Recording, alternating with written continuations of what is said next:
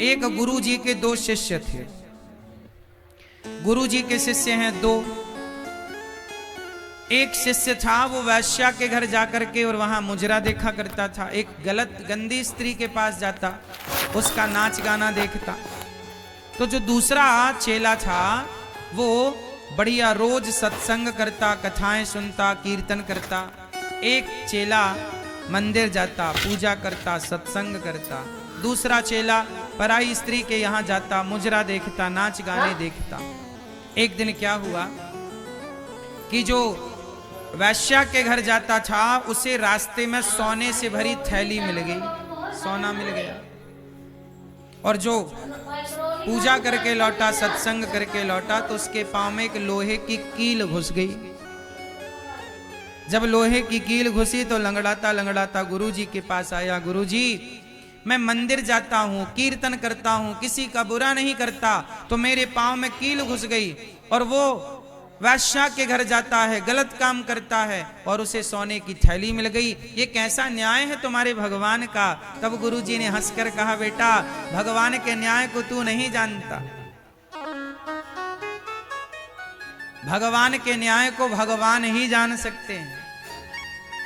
कैसा न्याय है गुरुजी? गुरुजी बोले, बेटा, तुम केवल वर्तमान को जानते हो, प्रेजेंट को समझते हो, जबकि भगवान तुम्हारे बीते हुए कल को और आने वाले कल को भी समझते हैं। कैसे गुरुजी? तब गुरुजी ने कहा कि बेटा, उसे जो सोने की थैली मिली है ना, वो पिछले जन्म में बहुत पुण्यात्मा था। आज के दिन उसे कहीं का राजा बनना था। आज उसके भाग्य में राजा बनना लिखा था, पर उसने एक वैश्या की संगति करके, गलत काम करके अपने सारे पुण्यों को गवा दिया। और राजा तो बन ना सका, पर थोड़ा सा सोना मिल गया उसे। मिलना था खजाने बड़े बड़े, लेकिन पाप किया इस जन्म में तो उसके बहुत सारे पुण्य नष्ट हो गए और जरा से पुण्य रह गए। इतना सा सोना मिला है, जबकि आज उसे क्या बनना था? राजा। और जो तुम हो ना, आज तुम्हारी जीवन लीला समाप्त होने वाली थी, आज तुम्हारी मृत्यु होने वाली थी, पर तुम भगवान के भक्त हो तो भगवान ने तुम्हारी भक्ति को देखकर, तुम्हारी शरणागति स्वीकार करके, तुम्हारी मृत्यु को भगवान ने कृपा करके एक लोहे की कील में तब्दील कर दिया। जरा सा तुम्हें चोट लगी, जरा सा तुम्हें ठोकर लगा और तुम्हारी मृत्यु बदल गई। यदि आपके जीवन में थोड़ा संकट आए तो समझ लिया करो कि संकट तो बहुत बड़ा आने वाला था, पर जो तुमने कुंभ स्नान कर लिया, जो तुमने पुण्य कर लिए, उस पुण्य से तुम्हारे संकट जरा सा हो करके गुजर गए, छू करके निकल गए, टच करके निकल गए। हाँ या ना? तो भक्ति का हमें फल मिलता ही मिलता है, निश्चिंत रहिएगा। अच्छा बताओ, द्रौपदी ने भगवान कृष्ण की कलाई में अपनी साड़ी के पल्लू को फाड़कर कुछ हिस्सा ही तो बांधा था, कुछ धागे ही तो बांधे थे। हाँ या ना? धागा बांध दिया ना द्रौपदी ने। कन्हैया की जब कलाई पर चोट लगी तो तुरंत द्रौपदी ने साड़ी फाड़ी और कन्हैया की कलाई पर लपेट दिया। कन्हैया ने कहा, बहन, तुमने अपनी महंगी साड़ी मेरी कलाई के बहते खून को रोकने के लिए बांधी है। यदि तुम्हारे जीवन में कभी संकट आया तो जितने धागे तुमने मुझे दिए हैं बहना, एक एक धागे की कीमत चुकाने आऊंगा जरूर। मैं तुम्हारा ऋणी हो गया। देखो जरा, धागे की कीमत चुकाई कि नहीं? भगवान कभी किसी का ऋण लेते नहीं। यदि आप भगवान को कुछ देते हैं तो भगवान उसका सवाया कई गुना करके वापिस करते हैं। इसलिए कहता हूं कि जीवन में चाहे होनी होए अनहोनी होए, भगवान के आश्रित रहिएगा। ये सब खेल उसी का है। मेरा जीवन और मेरी मृत्यु किसके हाथ में है? बोलो। 6 चीजें भगवान के हाथ में होती हैं। कौन कौन सी? हानि लाभ जीवन मरण, यश अपयश विधि हाथ। 6 चीजें भगवान के हाथ में है। हानि, बोलो हानि, बोलो हानि, लाभ, जीवन, मरण, यश, अपयश। किसके हाथ में है? भगवान के हाथ। इसलिए कहता हूं कि जीवन में हानि होए तो परेशान ना होइए। हानि उतनी ही होगी जितनी होनी है।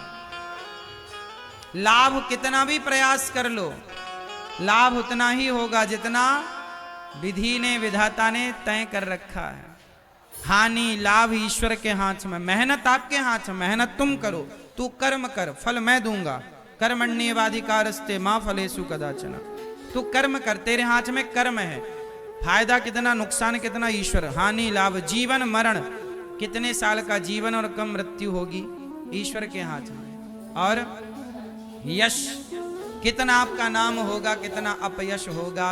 इसलिए अपने हाथ में कुछ है ही नहीं। अपने हाथ में बस एक काम है कि अच्छे काम करो, समाज की सेवा करो और दिन भर श्रीमन्नारायण जपो, दिन भर सीताराम जपो, दिन भर भगवान का नाम, ये अपने हाथ में। दिन भर नाम जपो, कीर्तन करो, समाज के लिए अच्छा सोचो, सबके लिए अच्छा करो, बस। बाकी जो हो रहा है ये सब ईश्वर का खेल है। वो भेजे तो आए, वो बुलाए तो जाएं, हमारा कुछ भी नहीं है। हर हाल में खुश रहना चाहिए। कोई ताने मारे कि तुम इतने बड़े भक्त थे फिर तुम्हारे घर में ऐसा क्यों हो गया, भाई जमाने का काम है कहना, कहने दो। हम भगवान के आश्रित हैं और भगवान के आश्रित होकर, अच्छा ये बताओ, छोटा बच्चा किसके आश्रित होता है? जोर से, छोटा बच्चा किसके आश्रित है? माँ के आश्रित। माँ चाहे तो बच्चे को राजा बाबू बनाए और माँ चाहे तो 2 थप्पड़ जमाए। अच्छा ये बताओ, माँ गुस्से में 2 थप्पड़ मारती है कि नहीं बच्चे को? बोलो हाँ, हाँ या ना? मारती है ना? तो जब थप्पड़ मारती है तो क्या बच्चा माँ का आश्रय छोड़ देता है? बोलो। जब माँ 2 थप्पड़ मारती है ना तो रोते हुए माँ को ही देखता है बच्चा, हाँ या ना? जब छोटा सा बच्चा थप्पड़ खाकर भी माँ का आश्रय नहीं छोड़ता तो तुम्हारे जीवन में छोटे मोटे संकट आ जाएं, कभी कोई विपत्ति आ जाए तो उस संकट विपत्ति में भगवान का आश्रय क्यों छोड़ देते हो? रोते हुए भी उस ईश्वर की ओर ही देखो कि प्रभु आपके सिवा हमारा कौन है। 2 थप्पड़ मारती है माँ तो प्यार भी तो करती है, वही तो राजा बाबू भी बनाती है। ऐसे ही है, जो भक्त जीवन में थोड़ा संकट पाकर भगवान से दूर हो जाते हैं, भगवान फिर उन्हें राजा बाबू नहीं बनाते। और जो दुख विपत्ति पर भी भगवान के चरणों से लिपटे रहते हैं, भगवान उन्हें राजा बाबू बना देते हैं, भगवान उन्हें बड़ा बना देते हैं। ये मेरे आश्रित है। आप भी यदि जीवन में भगवान के आश्रित रहेंगे तो आप सबसे सुखी रहेंगे। आप दुखी इसलिए होते हैं, आप परेशान इसलिए होते हैं क्योंकि आप भगवान का आश्रय छोड़ देते हैं और हर क्षण। अच्छा ये बताओ, जीवन में मुसीबत संकट आता है कि नहीं? परेशानियां तो आती है ना। कुछ लोग आपके पड़ोसी, समाज जानते हो क्या ताने मारता है? एक मैया का बेटा भगवान के घर चला गया तो लोगों ने ताने मारे, लोगों ने कहा रे तुम तो बहुत बड़े भक्त थी, तो बताओ तुम भक्त थी तो तुम्हारा बेटा भगवान के घर क्यों चला गया?